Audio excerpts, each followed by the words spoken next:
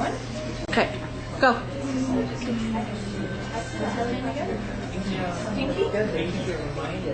Well, good morning. This is the day that God has given us. Let us rejoice and be glad that we're in it. I am so glad to see that we've got a few people out. It's kind of a weird time. It kind of breaks up the whole day, doesn't it? You kind of can't do anything in the morning, can't do anything in the afternoon. So I don't know, we may have to adjust the time, and because of that we may have to adjust our schedule. But from now till the end of February, we'll just have to kind of live with what we have. And so we will just go on with the church service as we're doing it, because we want to keep things going. And then as the spring comes on, we'll have a little bit better time. So I'd like to tell you God loves you, so do we. Give your neighbor a hug, tell them you're glad that they're here. I'm glad you're here, Charlie. So much. Yeah. Glad you're here. Hi, Charlie.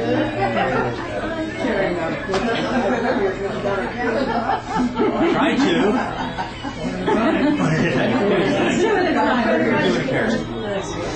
Come around, it's easier instead of trying to go across. They do a long distance race.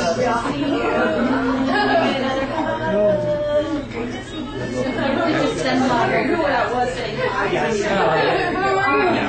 Well, it fell. She's coming. Like to join me for. Say which? No, I'll ask. See if I can turn the music off. From here. Okay. It might have these speakers. Yeah, because they won't be able to hear it.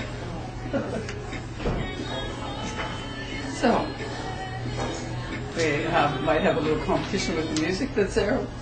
We could sing. That would do it. Especially if I sang. And they say, oh my goodness, everybody clear the restaurant. So you join me for the opening prayer, please. Heavenly Father, we're glad that we can join together every Sunday to get refreshed and regenerated so that we can bring the love from the source through ourselves and bring it to each person that we meet throughout the week, so that they may also understand that there is source energy that will heal and regenerate them. Amen. Very good. Well, I kind of have to say a couple of things. One is that you will notice that the other mid isn't here. Kathy, she's at the hospital with her husband. I don't know if they've discharged him, but he has some kind of a chronic digestive situation, and so he's been having a really bad time with it. So she's at the hospital with her husband. And a couple of days ago, I was at the hospital with my husband. I don't know if you've seen 3 o'clock in the morning, the siren or the lights going on. Mm-hmm. That was our unit that the ambulance came in for. My husband had some kind of episode that we weren't sure whether it was heart attack or whatever, and so to be safe or sorry, better to be safe than sorry, we took him to the hospital and spent the next 8-9 hours at his bedside until the pain subsided and they decided that it wasn't his heart and sent him home. So that was something to be thankful for, but I will tell you, I was seeing double the rest of the week, and I'm still not too functionable right now, Charlie. So I'd like to tell you that today, of course, as a speaker, we have Charlie Seaman, and he's going to get up here and talk to us and give us some uplifting energy. Aren't you, Charlie? Of course. Of course. There you go. Come on in. There we go.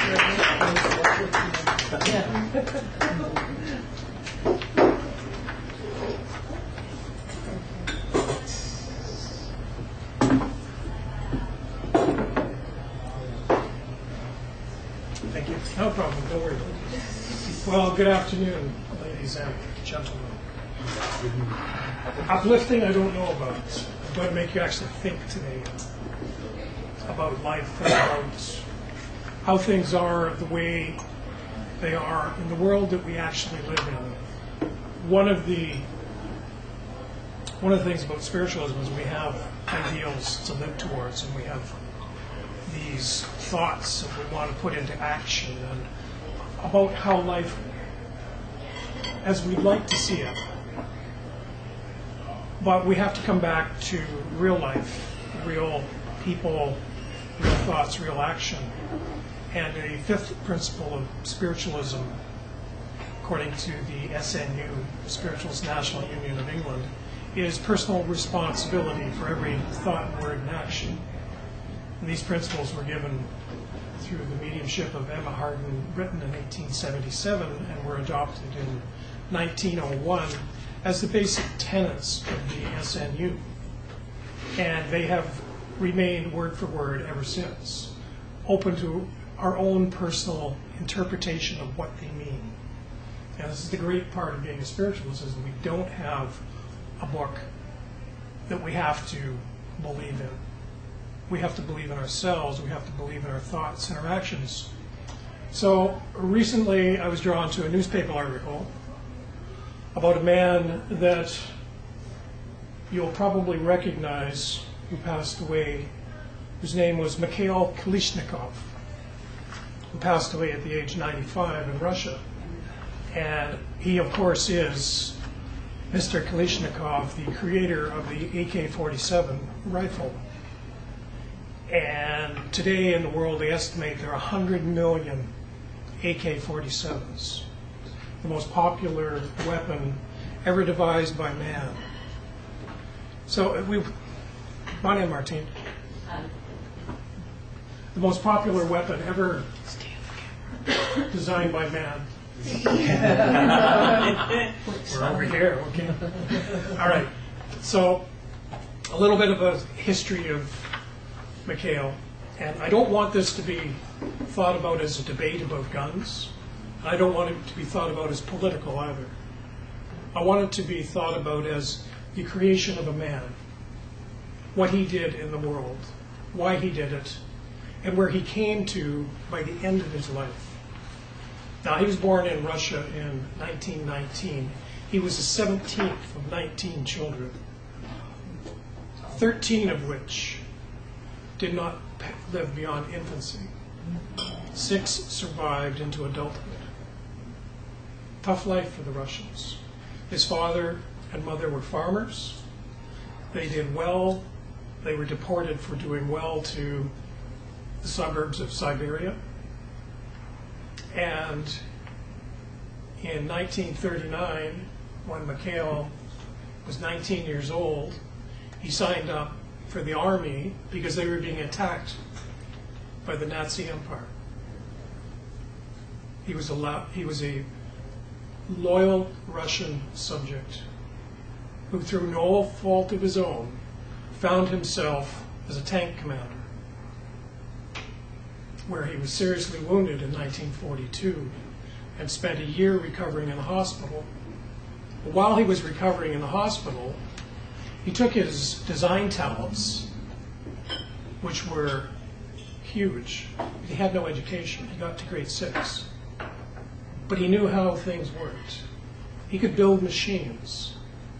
And he discovered while he was lying in his hospital bed that he could do things. He could build a machine in his mind, and he could put it on paper. And the Russian army looked at his designs and said, no more war for this guy. This guy's too smart for it. He can build us things which will help us win this war. Now, back in 1943 in Russia, where we didn't have mass communication, the typical person sitting in a restaurant wouldn't have had a restaurant to sit in. What they would have had was a little village, isolated from everyone else, except for their family values and their national values and whatever church values that they had. So Mikhail, by the end of the war, had risen to commander. His designs were accepted by the Russian army, and in 1947 he designed the automatic Kalishnikov, which we know today as one of the most vile killing machines that there is. Now, I look at this from different ways because I live in Vancouver. I also live in Arizona. Arizona, known as the Republic of Arizona, where guns are a very, very common thing. Most of my neighbors have guns. Most of my neighbors are very, very nice people, too. They believe it's their right to bear arms, as promised. And this is how they think, because this is how they've been taught to think. As Mikhail was taught to think, when he developed his rifle, he didn't do it to attack people. He did it because he was defending his homeland. His intention was to defend the motherland from the German fatherland. And he felt that he was always right about that intention. But throughout his life, he really struggled with the idea that people were using his invention for evil means, to simply attack other people. Even the Americans used his machine. In the Vietnam War, the American soldiers would throw away their M16s because they bogged down in the wet climate. The Kalashnikov didn't. It didn't bog down in the sand either. The M16s did. He realized that mankind was taking his invention and using it for their own sole purposes. And because they were doing that, he began to question why he did what he did. Now, he remained a military man all of his life, and even as late as 2007, he spoke at arms conferences about the need for arms, the need to defend oneself. But in the last 2 years of his life, when he reached the age of 91, he wrote a letter to the Russian Orthodox Church, of which he was a member, asking about his creation. I'll read this little newspaper article. In a regretful letter penned months before his death, Mikhail Kalashnikov, the designer of the AK-47 assault rifle, asked the head of the Russian Orthodox Church if he was to blame for deaths killed by his weapon. The Russian daily Izvestia on Monday published a letter in which Kalashnikov, who died last month, told Patriarch Kirill that he kept asking himself if he was responsible. The AK-47 is the world's most popular firearm, with an estimated 100 million spread around the world.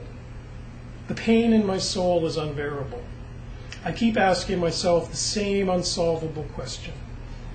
If my assault rifle took people's lives, it means that I, Mikhail Kalashnikov, son of a farmer and an Orthodox Christian, am responsible for those people's deaths, he said in the letter. Kalashnikov also shared his bitter thoughts about mankind. The longer I live, the more often that question gets into my brain. The deeper I go into my thoughts and guesses about why the Almighty allowed humans to have devilish desires of greed, envy, and aggression. Kalashnikov continued. Everything changes, only a man and his thinking remain unchanged. He's just as greedy, evil, heartless, and restless as before. Kalashnikov's daughter, Elena, was quoted in Izvestia by saying that the local priest could have helped her father write the 2-page letter, which was typed and carried with his signature. Now, what an awful responsibility to bear.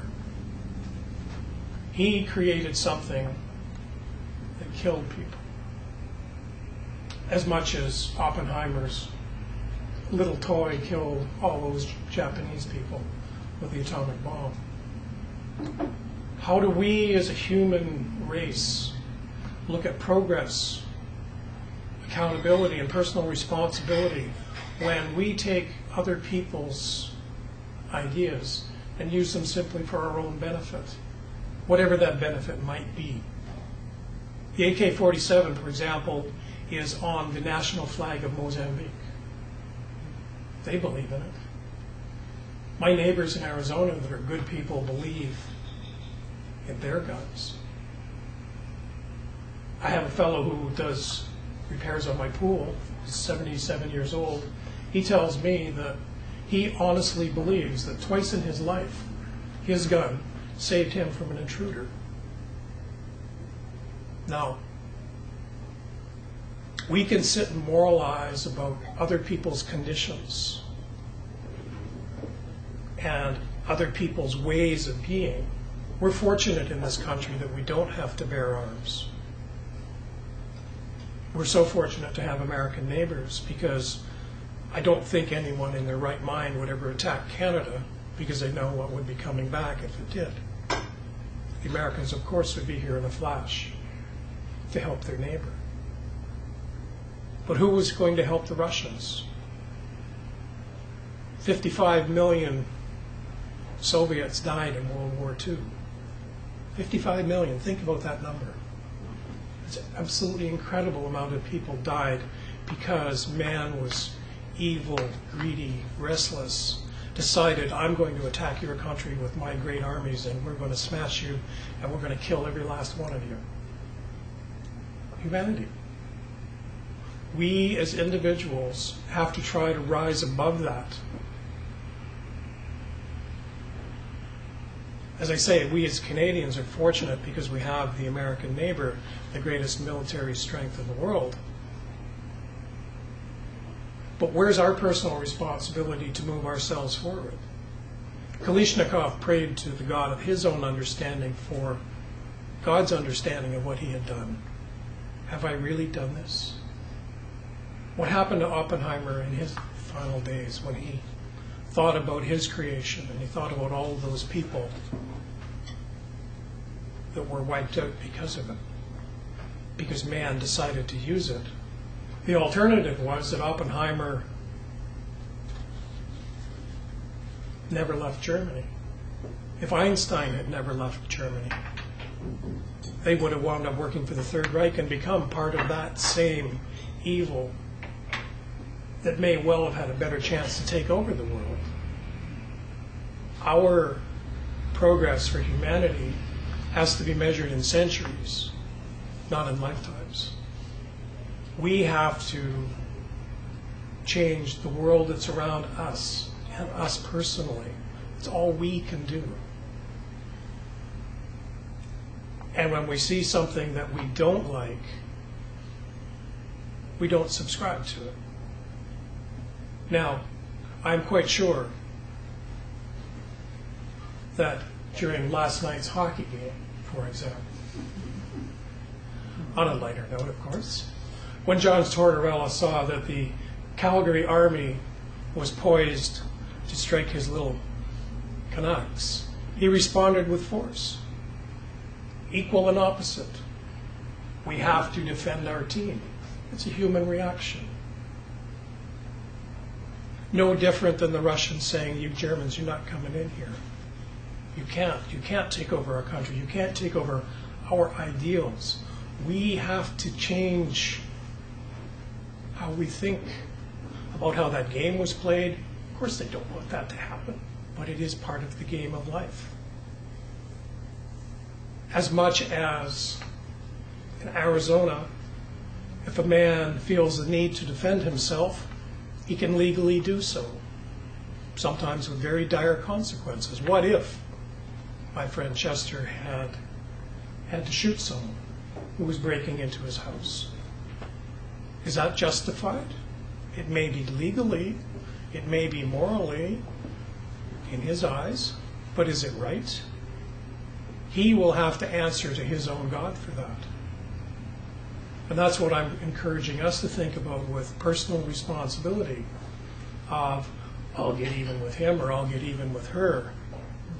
Do we really want to maintain that kind of human idea? Or do we want to change an idea into something that's realistic and try to move people forward? Society will allow itself to be moved forward according to the will of the people. If the will of the people is to defend at all costs, we'll never move forward. If the will of the people is to blindly follow leaders into battle, nothing will ever be achieved. We'll always remain with that animal instinct. But maybe that's just the way we are as a member of the mammals that we have aggressive tendencies, we have defensive tendencies, and we will protect. But I'm sure that every one of you, if your house was being attacked, would do what you had to do to defend it, without thinking about the consequences. Oh, I can't hurt him, he's just a poor thief. Well, that poor thief is making off with all your valuables. You're not going to allow that, or are you? You can say, oh, it's okay, it's just a bunch of stuff, take it, please. Some people would. I know I wouldn't. If he was 6'5", well, maybe I would. But think about the responsibility that Kalishnikov bears, and don't make a judgment on him. Make a judgment on yourself and how you think he would have met his maker. I'm sure that he's made some progress because he asked the question. Last week I had a couple of ladies come to me for a reading, and they were best of friends, so I said, if you want, I'll read both of you at the same time. So we were into it for about an hour, and there was a 4-year-old boy there. Suddenly, zzz. And I looked at him, and I looked at them, and I said, I have a 4-year-old boy here. And the one lady, she said, no, not mine. The other lady said, no, it's not mine. I said, well, I have a 4-year-old boy here. Anyone in the family lose a 4-year-old boy? No. They both said. I said, well, was there a miscarriage? They both went, no. And I paused for a minute and I said, was there a termination? And the one lady said, no. And the other lady, with tears in her eyes, said, yes. I said, well, you'd be happy to know that he's 4 years old now. And she looked at me with the strangest look, and I said, he's 4 years old. This is what he's showing me. He's not showing me himself as a termination. He's showing me the progress that he has made in the last 4 years. Spiritualists realize that life starts before conception. Life happens in pregnancy, and life is lived no matter what. Whether you've ever lost a child through miscarriage or lost a child through termination, the spirit carries on. That is what's bound to happen. That's what's bound to happen to those men and women, the 220 million approximately that have died in war since the year 1800. They live their lives in spirit. In our temporary homes, as we try and sort things out in the human body, we move along through life, and some people leave tragically. Some people live very, very long lives. I know that I had an aunt who died when she was 3, and I had an uncle who died when he was 100. She never got to enjoy her life.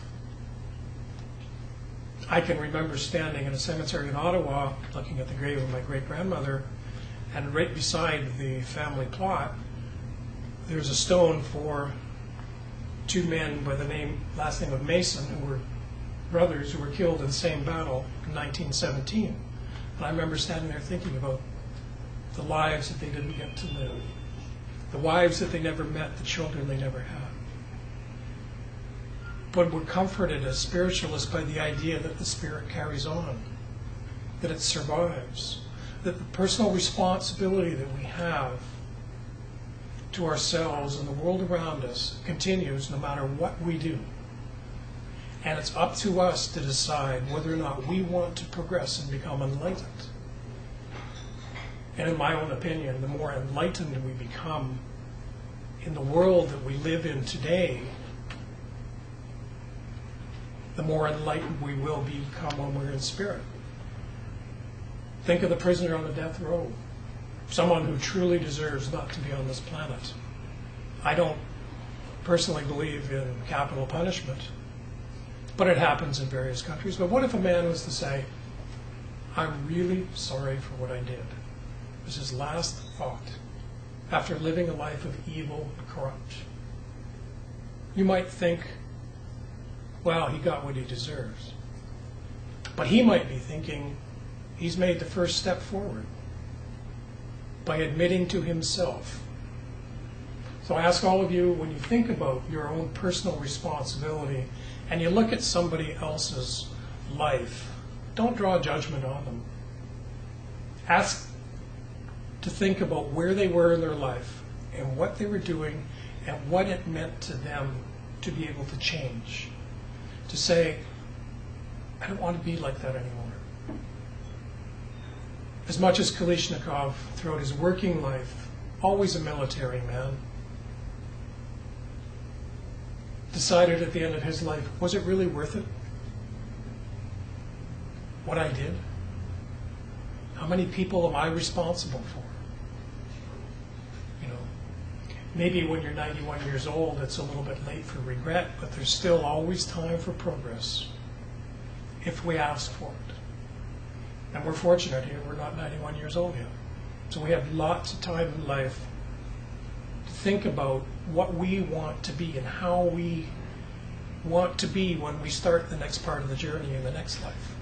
We think about being the things that we want to be, and being those things we want to be are coming from in here.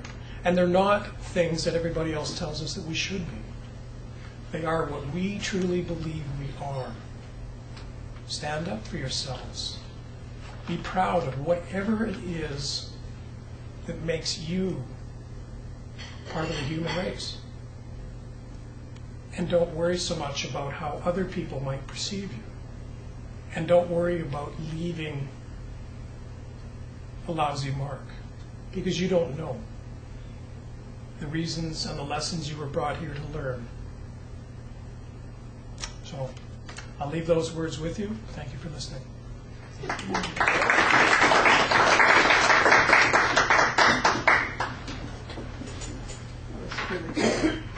And of course, you know that we are a healing ministry, first and foremost. And because of the situation here, it's a little difficult to move around. But if anybody here would like a healing facilitator to work with them, if they put up their hands, we'll have one of the facilitators. Would you like to go and work, or what about, would you like to work as well? Yeah. Anybody that, there's one lady here, did you say you want to heal? Anybody else? Do you want me to go? No, I've got Ramona's going to do healing facilitating there. And if there's anybody else, we'll work in a whole circle here anyway. Now, as long as I can, can I? Okay.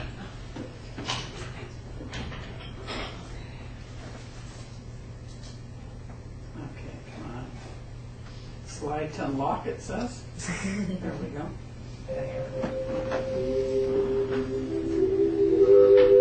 Find a comfortable position and take your thoughts inward and upward to a little spot in the universe where God resides and healing begins.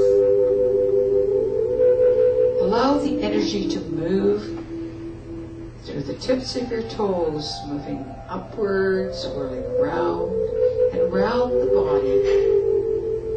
Allow it to come out through the top of the head and flow over the body like a gentle summer rain.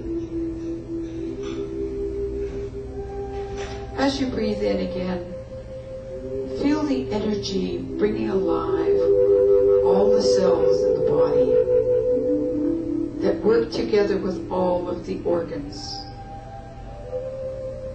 And allow those organs to be like a wonderful symphony concert orchestra that play their instruments independently, but they play with such harmony and such rhythm that they are working for the whole beauty of the piece they are playing. And as you breathe the energy in and revitalize all of the energies in the body, in the cells, in the organs. Know that you are doing that to bring healing to the whole. And as the energy comes in again through the tips of the toes, allow it to expand into the mind.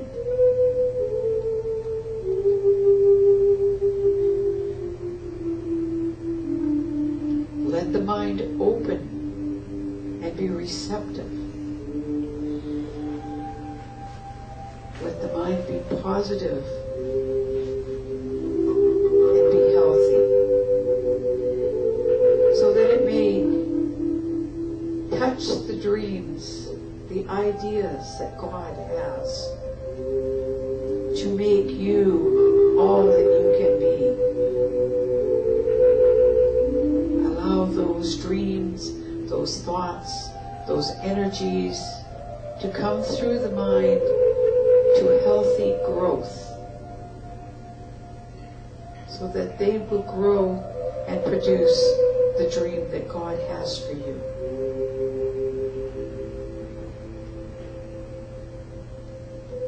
Breathing in again, allow yourself to come in touch with the Spirit, that part of yourself that is always perfect. And allow the Spirit to communicate to the mind and the body what it needs for this journey that it is having in this physical existence.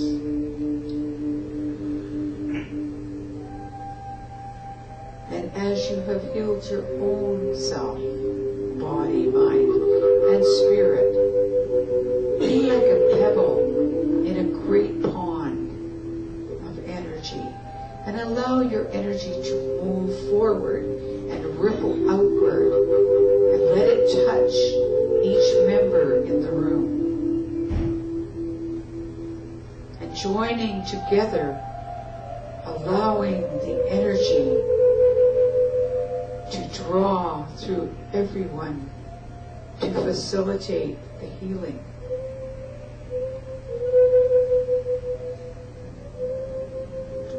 Taking a deep breath now, think about outside of this room, into the community of your family, the community around you, of your teachers and your leaders, and allow that energy to ripple out and touch all of them, so that they too may experience the wonderful healing,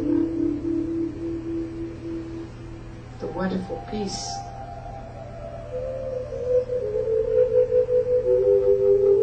Allow that energy now to go forward into the world, and not only touch the world's leaders, but to touch the animals, the vegetation, the waters, the atmosphere, so that they may be healed. And let us be thankful to the animals and the vegetation and the minerals that give of themselves and serve us so greatly and feed us so well.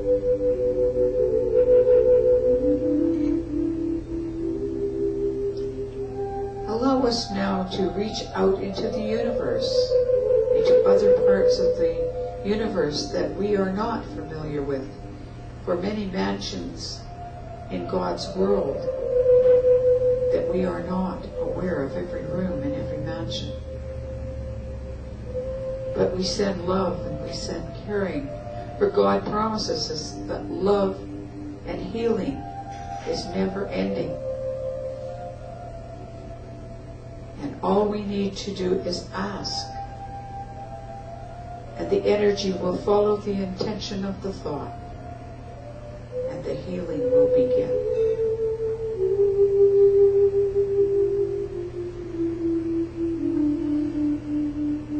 Now, as we circle back to the seat of the soul,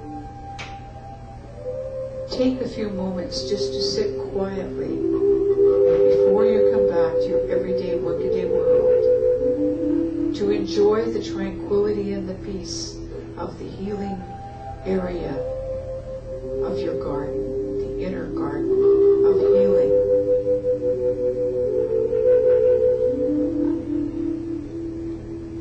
And know that you may visit here at any time.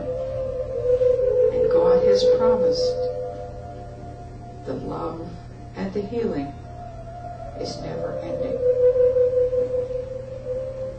So open your hearts, your mind, and your hand.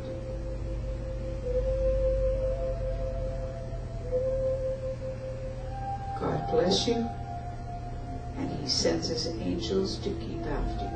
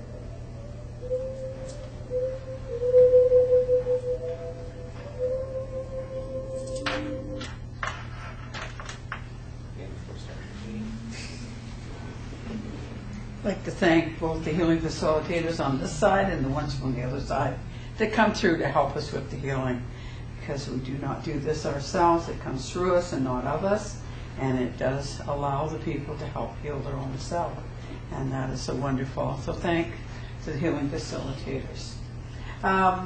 We also have the bowl that is over on the table over there, and if you have any people that need to have some absent healing, do put their names in there. You just need the first name, because God knows who you're getting the healing for. And it will be given every day as long as, once you've even thought about putting it in the bowl. If you're at home, just put it in the bowl, and it will be there, and God will know that that prayer is going out from all the healing facilitators for that. So there we go. So Charlie, there we go. Isn't that great?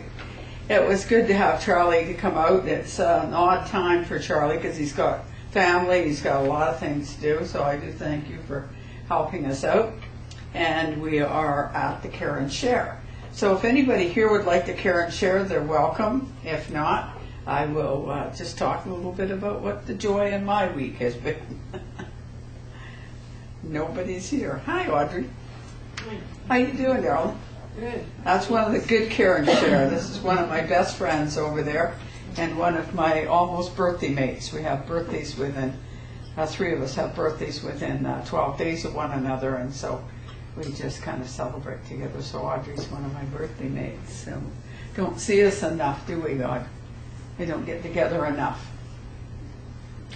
I'll talk a little bit about my week. I had a lot of things to be thankful for this week.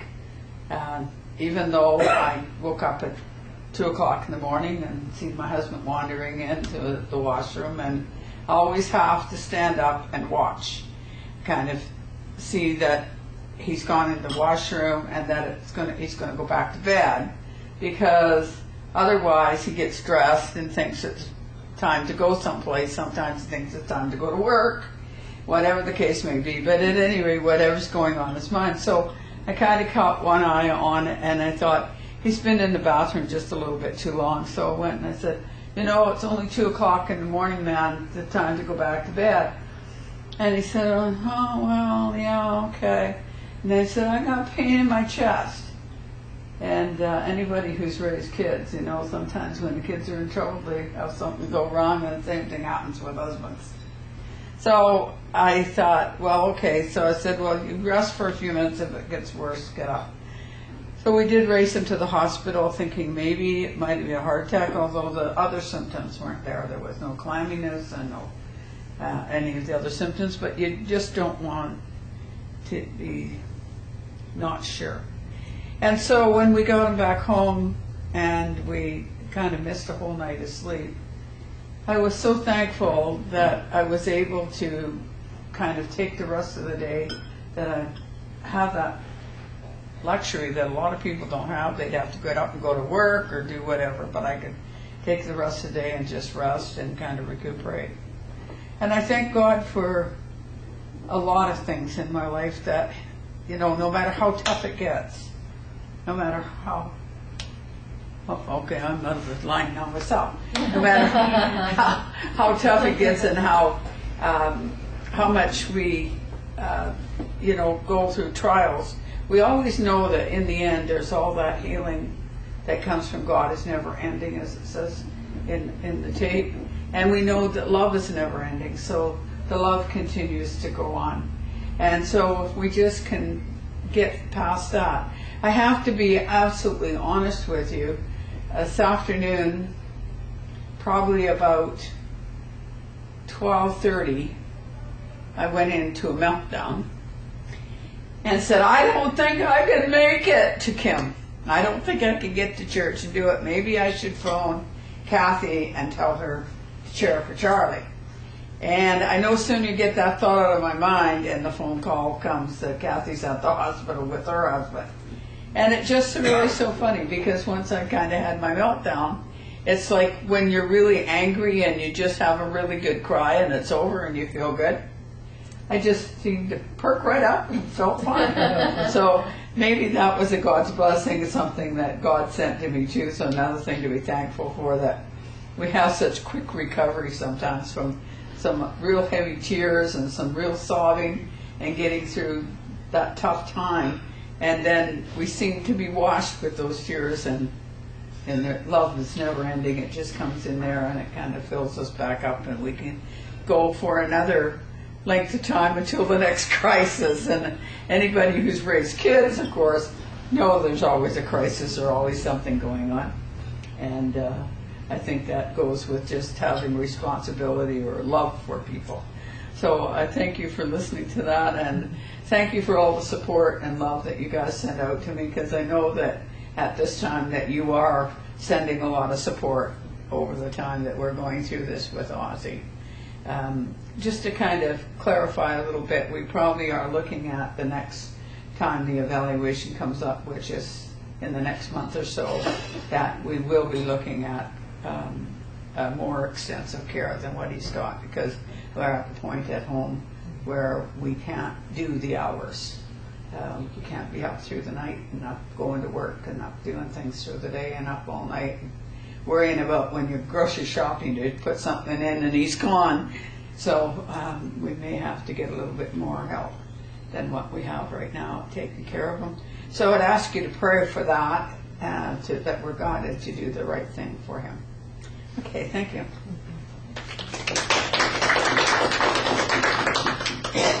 And as far as announcement goes, the only announcement I really would like to say, and I did put that out on the Facebook, that if there was anybody interested in maybe sitting a group, more or less like it would be like a home circle, but or like classes that would go for so many weeks, training on how to do meditation and things of that nature. If they do want to sit in a group, we will take about 12 in the group, and then at that point, or 10, and at that point will be a cutoff, and that group will go for a while, and then they can kind of sit together, and we'll start another group as training for the meantime, until such time as we can do some other training. We could maybe do that, 10 of them at my place at a time, and teach people how to kind of come in tune with themselves and come in tune with the link with their inner self to their higher self. Okay? So that's about the only thing. If you're interested in that, you give me an email or whatever that you'd be interested in sitting in a group, And we will do maybe about an 8-week or 10-week session of that, and then if the people want to continue on into another level of it, they can. Okay, that's good. So now, how many birthdays this week? Anybody have birthday this week? No?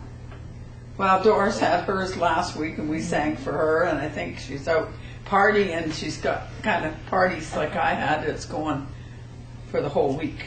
It's my brother's. And the older you get, the longer your parties go. My brother's.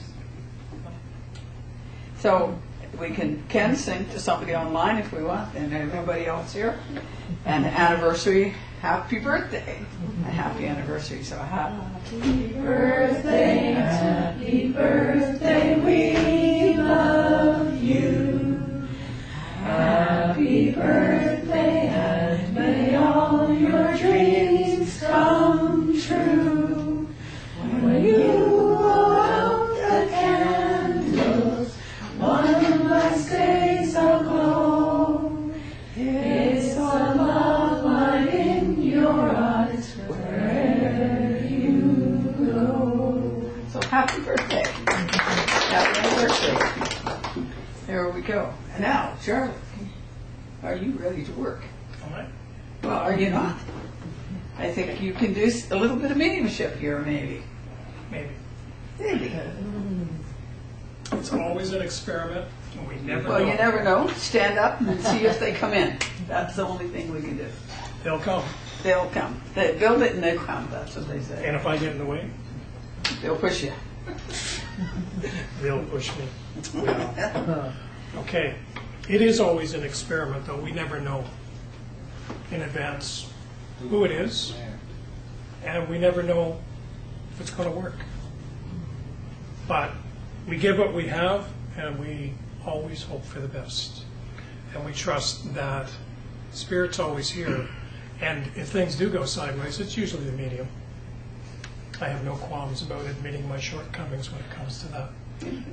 So as I was sitting in the background over there, I became aware of a young woman. I don't know where I'm going with this. I became aware of a young woman who had long dark hair, who passed with a cancer. And I feel like we're going back here, stretch in time. And I feel like this woman was a friend of somebody here in the room. Now, I can describe her as having long dark hair, having bangs. I know that she had a very, very outgoing personality, and I also know that she loved to play the guitar. Does that ring any bells with anybody here? Ramona? Okay. And this girl with the long dark hair, it was very long. And it appears to be very straight as well. She cut it off. I'm sorry? She cut it off just prior to her passing. Okay, but it was straight. She's making me aware of that. She's also making me aware of walking very, very quickly. And she's not giving me an age, but it feels like she's under the age of 30. No. Okay, this is what she feels like. So if I'm wrong about that, I apologize for that. And you understand the guitar playing? Yeah. And you understand a beautiful smile with wonderful white teeth? Mm-hmm. Okay. And she had a beautiful face. A really, really pretty face. And when she sang from the heart. She expressed her emotions through her guitar and her singing. Correct? Yeah. Yeah? And just give me the yeses or no's. Yes, And no, absolutely. no's are fine. What happens is the vibration of the voices in the mind-to-mind communication helps to build the strength between the girl. And she's showing me her blue jeans. Yes. Yes? And she's showing me a thick leather brown belt that was very important to her. I don't remember that. Okay? But I understand the significance of the leather. Okay. You understand, and you also understand the significance of silver. Yes. Okay. She's showing me a large buckle on this belt to get her point across.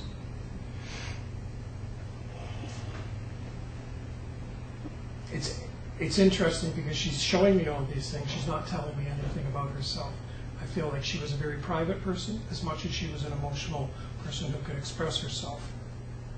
Yes. Yes? Okay. Perhaps that's why she's showing me her privacy and not speaking to me, just showing me. And I can see these beautiful, beautiful dark eyes. Correct. Yeah. They're dark brown to black. Yes. Thanks. With long dark lashes. She's just gorgeous. She really is.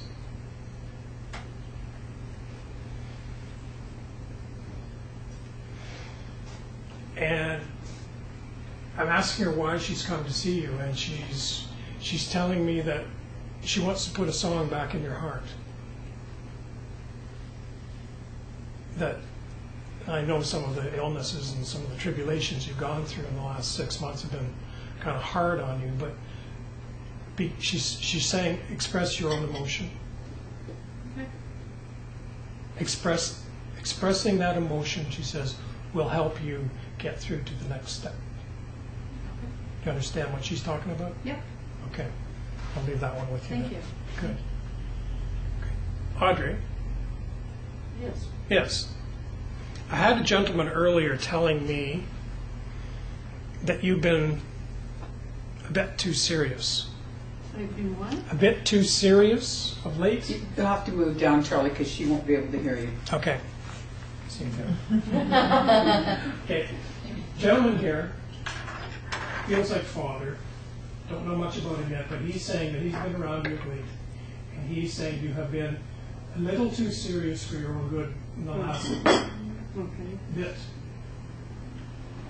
And if this is father, then you'll recognize a man who lived into his senior years, who, like you, did not wear glasses. His hair was white and had a lung condition. I don't know what he was like at the end of his life because he was not in this country. Okay. But he did live, senior years. Okay. And I think with the years today, usually I'm pretty good on the years, but they're just not there today. So I'm just going to leave it with senior years. But you understand the white hair. Yes. There's no gray in it. It's just white. Yeah. And you understand no glasses. Again, I don't know at that time. Okay. Prior to that, he had no glasses. When you did know? No. He did not. Okay. He's also telling me that he says, I was infirm in the last few years. Infirm? Infirm, yes. That he sat a lot. Again, You I don't know? can't tell Okay. you. Really? Well, that's too bad. He's a nice man. He was a very pleasant person to be around. Yes, he was. And he was very thoughtful. And he's showing me that he would like to walk in, there's a garden in the village that he lived in that he liked to walk to. And he was the kind of man who was a little ahead of his time. He would talk to the plants. You wouldn't know. Okay, well, he showed me this. I also know that he did have a great love of roses. Yes, he probably did. Yeah, probably. Well, he grew his own? No, there was no garden that I know of. Okay. Then he's showing me a garden. It's not his, it's still there. Mm-hmm. Could be. And well, obviously by your accent, we're in England here. Actually, Scotland. Fatal words. I made that mistake when I was in Scotland. And when I was at Stansted, I was talking to a gentleman from Scotland, and I was insisting we were in Ireland. Well, that's a real one. Sorry about the dialects. Okay. Now, okay, let's go back to why he's come. he's not giving me enough information about things that you know about. So you'll understand the part about sitting back a little bit too much and getting a little heavy in thought with yourself. I have been, but not lately. Okay. And when you say you have been, this was up until about Christmas time? Yes. Okay. All right. That's what he gives me. Up until Christmas time. Okay. Now, he's asking you to get up and move your feet. He says, moving the feet will move the mind. Oh, goody. I need that one. Do you understand that? Yeah. Okay. We'll leave that one with you. Okay. You want to do a couple more, Bart? Yeah, I'll see what I can come up with here. Okay, now first of all, I would like to come to you, love. How are you doing? Haven't seen you for a little while. Yeah. I'm getting a really strong feeling that you're seeming to come into a new level of your spiritual development. Do you understand? It's like for a while you've been on a plateau and all of a sudden it's almost like Jacob's ladder. I'm seeing going up against the rock and getting up on the higher self. Yeah. So that would indicate to me that it's spiritual because I'm getting the indication of Jacob's ladder. Yeah. Okay. So there is a lot of study coming up for you, a lot of questions that you want answers to, and so therefore you may be, trying different groups or feeling out what's going on around you, and that is good because the thing is that spirituality is a very personal thing. Religion is one thing, but spirituality is a very personal thing. So no matter what doctrine that you follow, you have to have your own spirituality in there that resonates with that doctrine.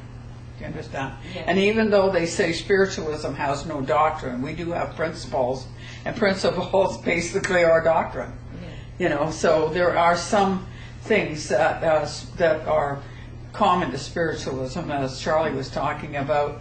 The personal responsibility seems, no matter what interpretation we put on those principles, that one always seems to come out very clear. Yes. And so you're starting to recognize that a lot of personal responsibility for your own life. Now, I'm going to tell you something. I always feel that if something happens to me before I get here, like I watch Dr. Schuler usually, and this morning I didn't. I thought I can catch it at 11 because they used to have it on early and at 11 as well. And I turned on at 11 and got a totally different minister. And that minister was talking about no matter how many times that we fall and God is there waiting, we can just reach out, we can be picked back up, we can redo. In God's eyes, we can redo. So we're not supposed to really put a lot of blame on ourselves. We take it as a learning curve. And so as we learn, that pencil sharpener, I stuck my finger in there, hurt. And then maybe I did it 3 times before I found out that it's going to hurt every time. Yeah. Just then, that doesn't matter. Once I've learned that and I ask for help, that help is going to be there. You're never without. It's like Thomas, doubting Thomas in the disciples. He doubted until he actually had to feel the holes in the hands and like kind of, man from Missouri, prove it to me. So you've gone through a lot of things like that in your life, and then you blame yourself or you kick yourself. Don't do that anymore. Realize that was a learning curve. It was something that are tools for your future now. Right. And just find the place that you're the most comfortable with, and the teachers and the ministers that you're most comfortable with. Don't concern yourself whether you're going to hurt somebody's feelings. You understand what I mean? Yes. Because somebody else may have their feelings put out of, the nose put out of joint because you choose to go a different pathway than what they are. All pathways lead to God. So whatever spiritual pathway that you get there, whether it's the Baptist church or the Anglican church, the Roman Catholic church or spiritualism, it all takes you to the same God. Okay? So do you understand that? I do. Good. Thank you. Very good. Okay, Charlene, I'm going to come to you. I did finally see your little girl sitting on the pew. That was Yeah. so awesome. It was awesome to see her sitting there and see, Dr. Love written behind her and everything, and it just warmed my heart. So